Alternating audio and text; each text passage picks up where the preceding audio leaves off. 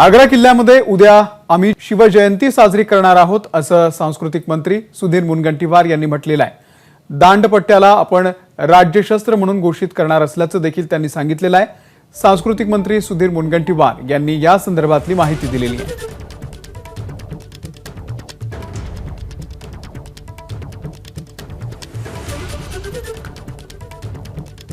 राज्यशस्त्र म्हणून दांडपट्टा हा घोषित करणार आहोत की जो दांडपट्टा जेव्हा जगाचा सर्व देशांचा अभ्यास केल्यानंतर साधारणतः सर्वात जास्त उपयोग युद्धशास्त्रामध्ये दांडपट्ट्याचा हा मराठा लष्करांनी केला आहे, छत्रपती शिवाजी महाराजांनी केला आहे आणि म्हणून याला आपण या दांडपट्ट्याला माननीय मुख्यमंत्र्यांच्या हस्ते आता या ठिकाणी आपण राज्यशस्त्र घोषित करतो। एबीपी माझा, उघडा डोळे बघा नीट।